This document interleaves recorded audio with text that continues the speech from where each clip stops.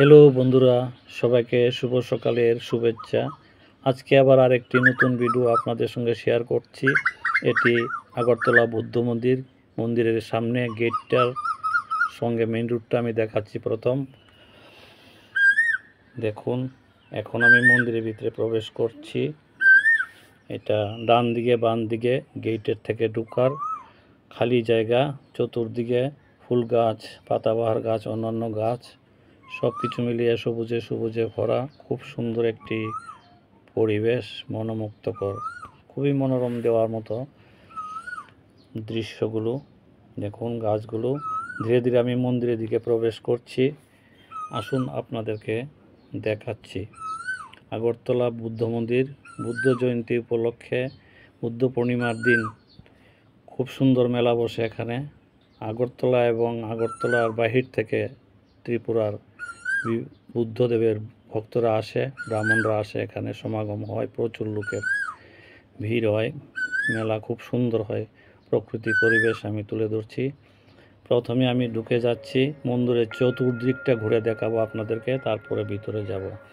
এটি পূর্ব দিক মন্দিরের, কত সুন্দর দেখুন দেখতে। গাছ, পুরনো গাছ বড়, তার সঙ্গে মন্দিরটি উপরের গম্বুজটা দেখাচ্ছি, খুবই সুন্দর। এটি পূর্ব দিকের আরেকটি দরজা।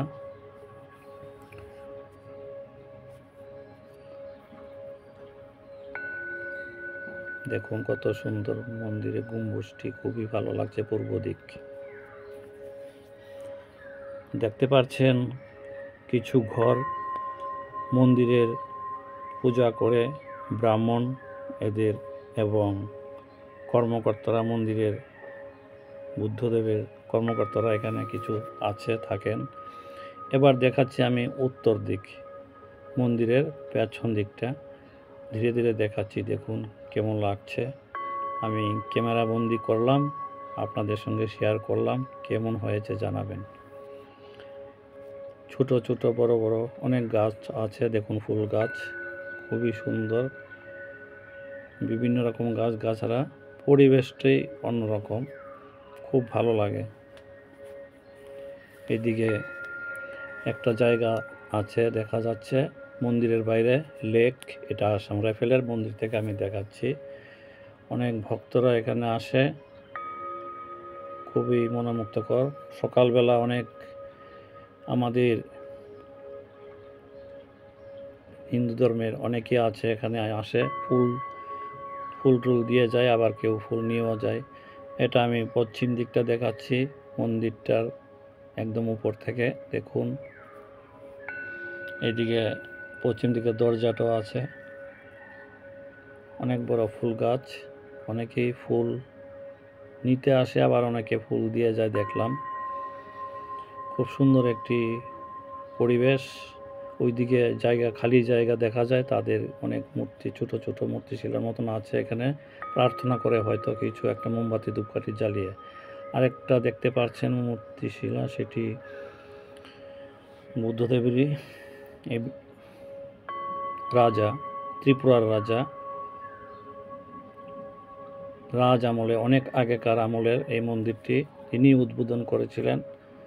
ওনার আমলেই 1937 সনে এই মন্দিরটি স্থাপিত হয়েছিল। এখানে ধার্মিক অনুষ্ঠান হয়, বুদ্ধদেবের সাংস্কৃতিক অনুষ্ঠান, ভক্তরা এখানে বসে শুনে। বাইরে থেকে অনেক মানুষ আসে। এটা পশ্চিম দিকটা দেখাচ্ছি, খালি জায়গাটা, কত সুন্দর পরিবেশ। এবার দেখাচ্ছি দক্ষিণ দিকটা। এই যে দক্ষিণ দিকটা, অর্থাৎ মন্দিরের সামনের দিকটা আপনাদেরকে তুলে ধরছি। ধীরে ধীরে সামনের দিকটা আপনারা দেখুন, দেখাচ্ছি আমি ধীরে ধীরে, দেখুন।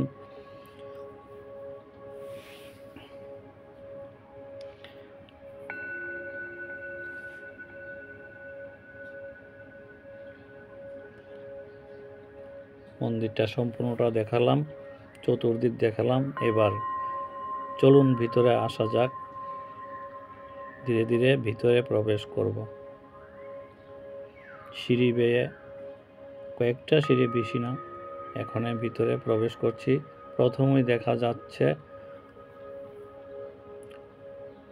দুপাশে গোল্ডেন কালারের দুটা মূর্তি বুদ্ধদেব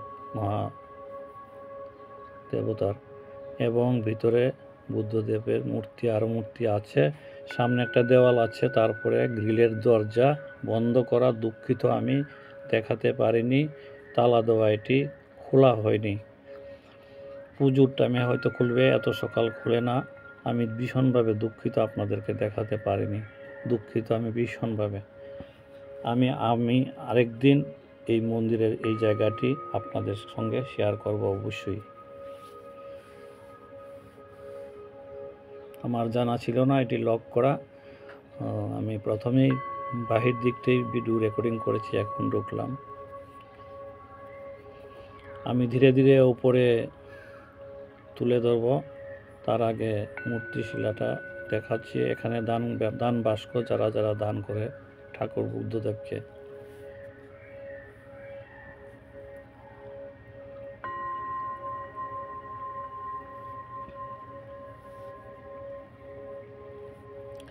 ছাব্বিশ 3/1937 সনে এই মন্দিরটি স্থাপিত হয়েছিল, রাজার আমলে, অনেক আগেকার মন্দির।